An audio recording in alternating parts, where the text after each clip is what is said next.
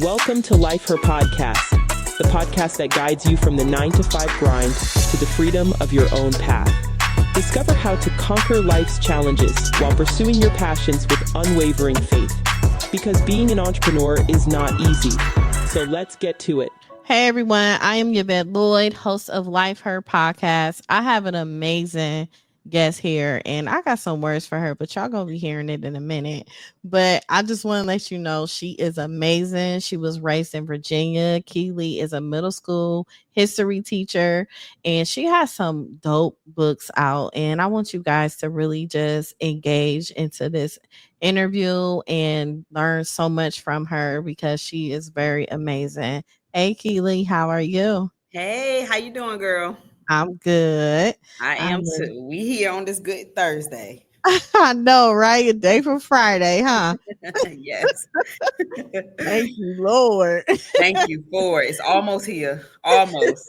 Yes. So first and foremost, can you tell us a little bit about your journey from being a middle school educator to published author? Yes. So being a published author was never in my cards. I never wanted or really aspired to do that. It just kind of happened. So I've always been into school or whatever the case may be. Always have been. I took gifted classes, but then I was one of those girls. I stay out the hood. So my friends was out the hood doing what they do. But then when I went to school, I had those kids in those gifted classes. When I got to college, I had stopped reading urban fiction for a while. And I was just reading, history books, college books. You know the books they give you, though all the college stuff. Then COVID happened, and I got back into reading. Got back into just reading a good book. I saw that Wahida had dropped the 7. So, after I read that, I just was like, well, what if we start giving these other characters story? Like, you know how Power, they got all those branched off seasons and stuff like that. So I'm like, well, what if we do this with a book? Why not? So I had asked her in her comment section on Instagram, because we the generation that's gonna hop in a DM or we gonna message people. We got a lot of access to a lot of people nowadays. So I hopped in her message, not her messages, in her comic section and was like, what about if Omar gets a story? And she was just like, Omar, what? Like, that'd be amazing. So she didn't really say yes or no, but I just took it upon myself. That Capricorn in me just took it upon myself to just do it.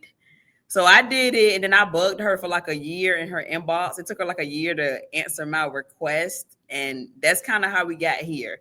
I feel like as women, we always have more than one personality. I have the teacher me, and then I have what's going on in these urban fiction books me. So I feel like we all have all these personalities.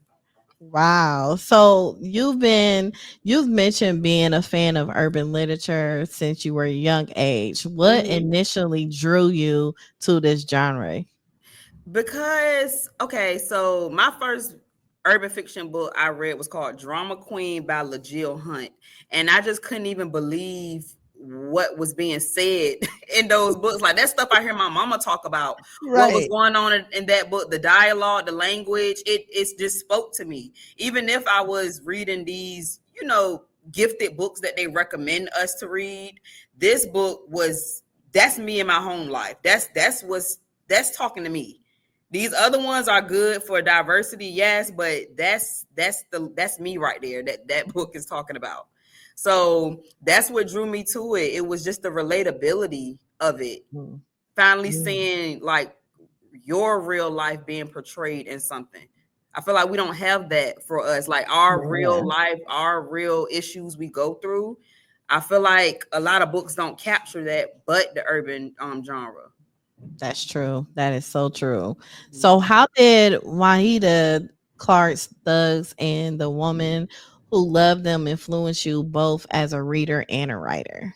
As a reader, I felt like I never read about 4 girls going to school and doing what they got to do. Like I said, that's me right there. 4 girls from the hood. No matter what walks they took, 4 girls from the hood still deciding we're going to go to school. We're not going to let what we got going on where we live at define us. we're gonna still get out here and do what we got to do. So that's what drew me to her series, because once again, it was speaking to me. That's what drew me in as a reader. As a writer, I finally felt like, because I didn't write this until I was like 26, I believe. I'm 28 now. I was like 25, 26 when I wrote it. I felt like I finally had the mental space now to give a story. Feel like I had my own grown up life experiences, my own modern experiences, mixed with what we go through in the classroom. What I see a lot of these urban kids. I teach at a predominantly Black school, so a lot of these issues, and I just was like, why not put our modern issues of today with this urban fiction genre? Why not do it? You know, it's so crazy. Like what you saying is, you know how people, you know, they have they mixed feelings with Tyler Perry and his movies and how he plays Black women and things of that nature. A lot of times it's relatable to some people and it's not relatable to some of us. How would you be able to like continue to write books to try to be relatable to different individuals? So the comfortability, or you just gonna like just stay in your lane and not worry about the words and comments that other people think about your book? I feel like in this genre, or not even this genre, in this career field, I'll say, in this field, you gotta write what you know. You know what I mean? You have to write what you know. You can't try to write for other people. You got to write for you and write what you know. And that's all I'm doing. I'm writing based on my experiences, because I want you to feel me when you're reading them pages. I want you to feel like, oh yeah, she done saw something, or she done experience something, or she knows. I want that to be real.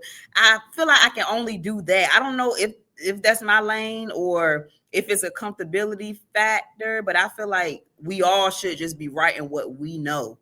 Write what you know, and then it'll bleed through on them pages and people will be able to see that. Yes, I'm so glad you said that, because I don't think sometimes people understand you always have to stay in the lane that you're in. And sometimes if it don't fit for you, it don't fit. But this fit for me. And Right. I'm glad that you have that mindset now, because girl, you gonna blow up with these books. Okay. Oh, I appreciate that. You know what's funny? And I'm like, not to pause the interview or anything, but I was doing like a little bit of research.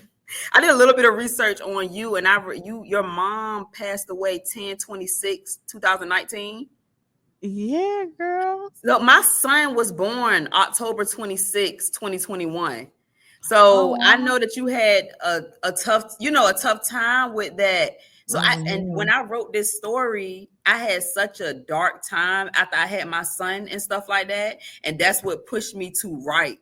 So I just think it's so funny how the stars align. Like, I'm like, why did I need to know that's when, she went through a tough time? I just think it's so funny how the stars align like that with things. Me and you don't know each other from nothing, but we both share some type of special date. Girl, because God is special. It was so special. Yes, he places people in so you know that you're going in the right direction. It's confirmation for you, it's motivation for you, and everything. And the potential is there. Like you have it on lock already. You just gotta keep going. Like even when like bumps coming your way and everything, you still gotta keep going, because that's exactly what I've been doing. Even though it get hard sometimes, but right. You gotta keep going, girl.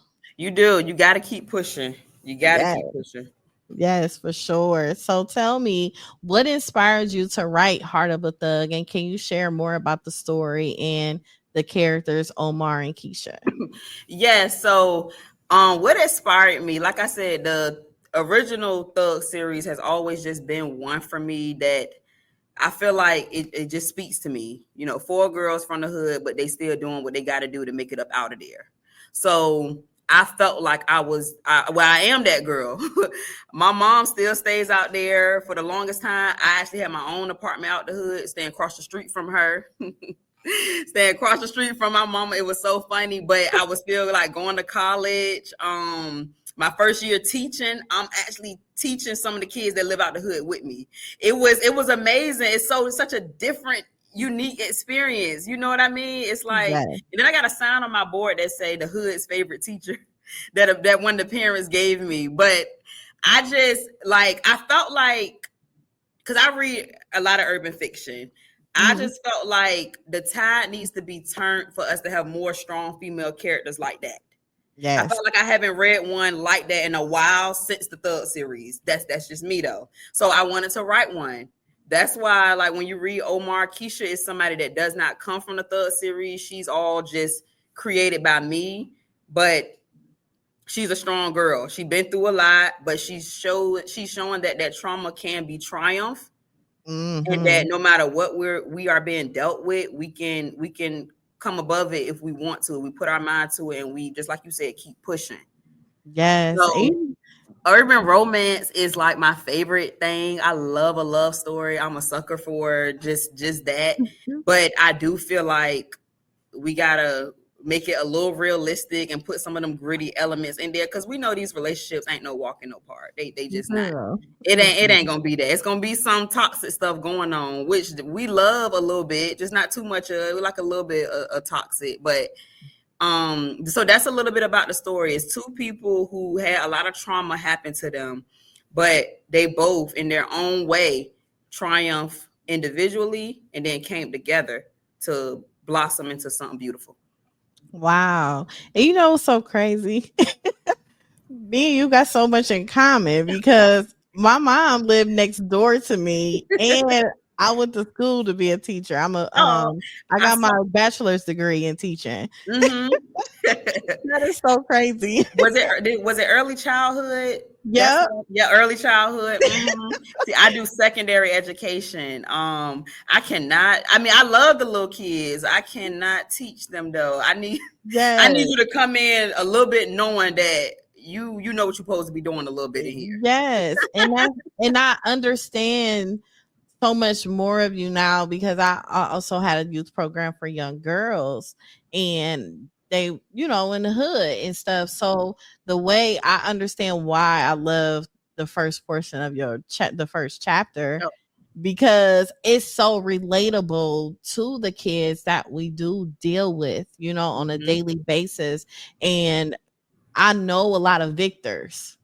Yes, I know a lot of victors, yes, and not even just in boy form, and even when young girl form, when the mother is in a relationship with the man. So I yes. do appreciate you for this book and to create it so relatable to everyone. So what motivated you to like narrow down the characters like that and even just start it off? Just you ain't waste no time. I didn't. I didn't. Because I'm a reader. You know what I mean? I am a reader, and I know what I like in books. It don't gotta Uh-huh. be super duper fast, but Just to me, dragging. we gotta jump in there, because I got other growth that I wanted him to. I wanted them to do. So we gotta hop in there, find that focal point of like what causes them to be that way. You know what I Mhm. mean? A lot of students I teach, they are the way they are for a reason. I teach seventh graders. Seventh grade is a tough grade. They Yeah, don't middle know who they school, want to yes. be. A lot of Mhm. identity crises are going on here, but usually when you find that focal point of what they love or what they like, you can save a kid or two. Mhm. So that's kind of what made me jump in there. And then I have a lot of friends, and this is so sad to say, I have a lot of homegirls who got killed at the hands of domestic violence.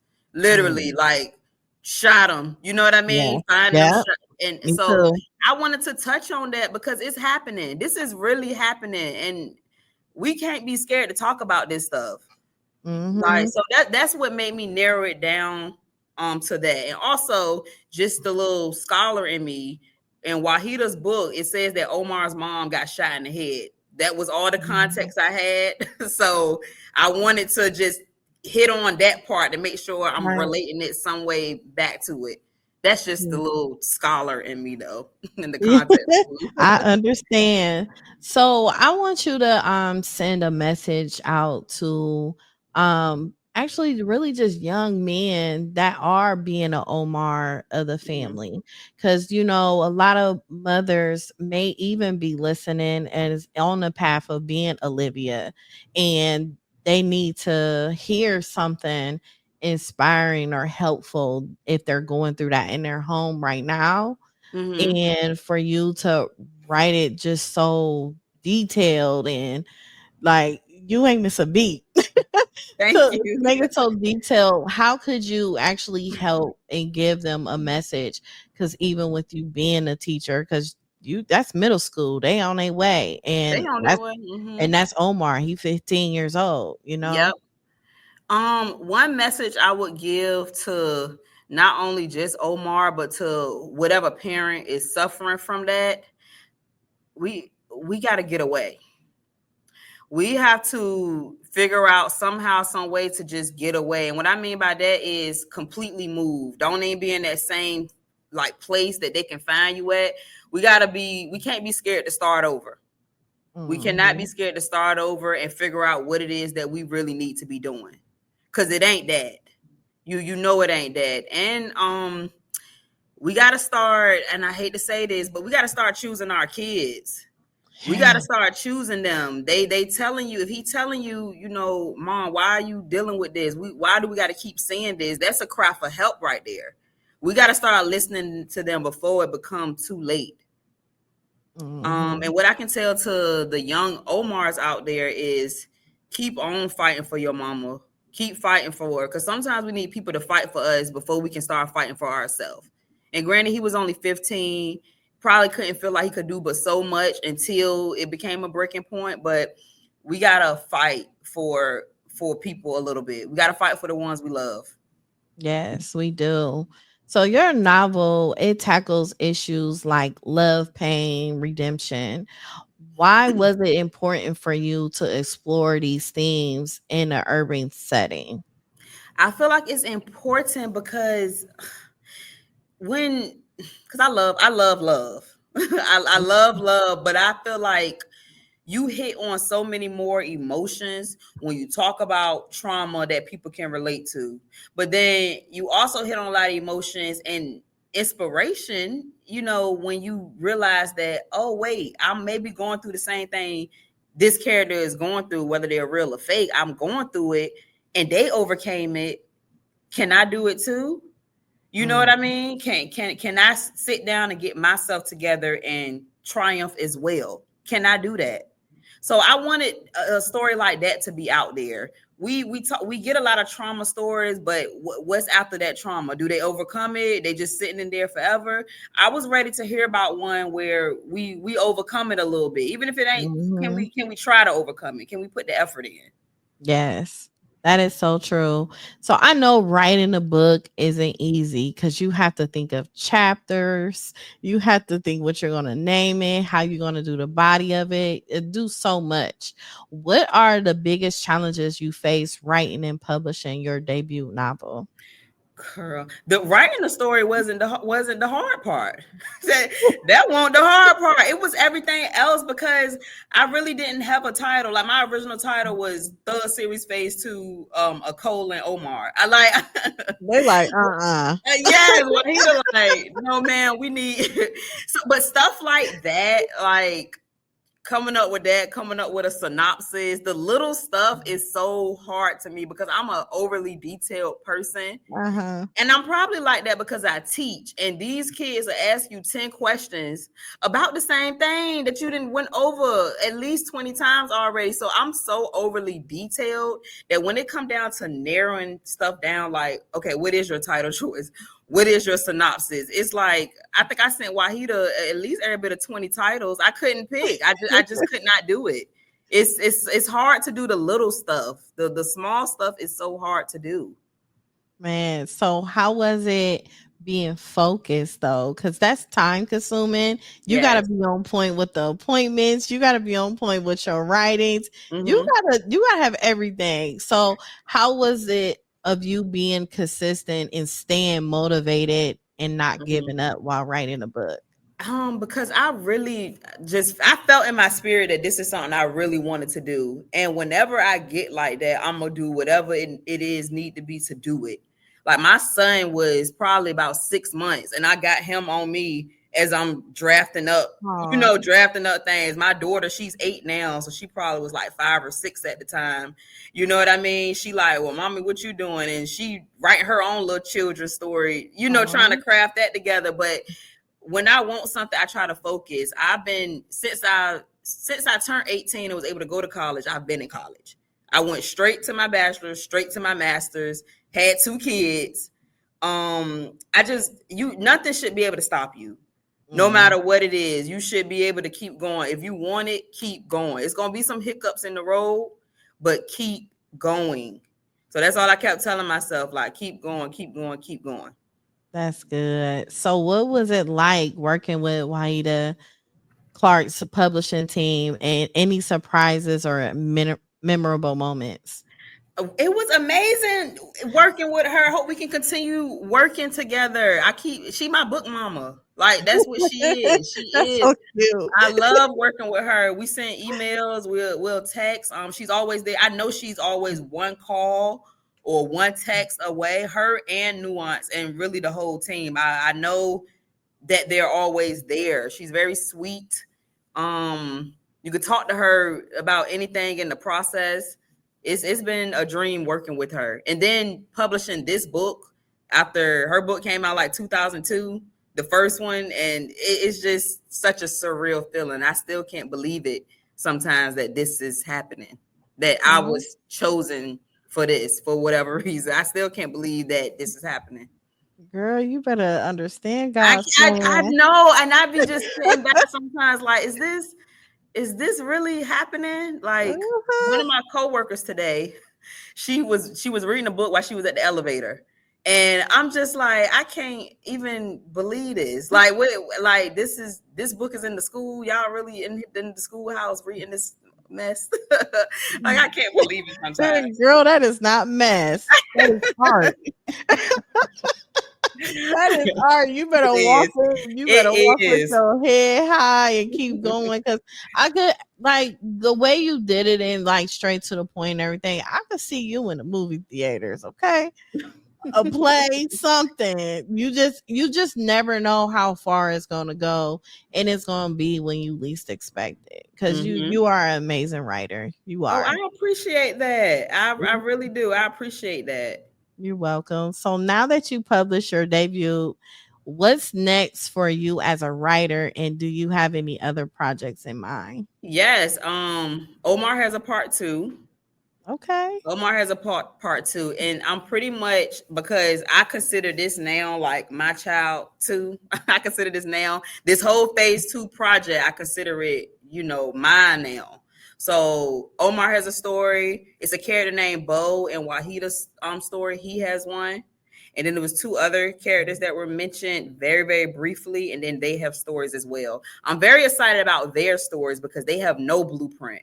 So that was all of it was just giving them their own everything. So I'm very excited for them. So I plan on completing the whole phase 2 of the Thug series with like 5 books.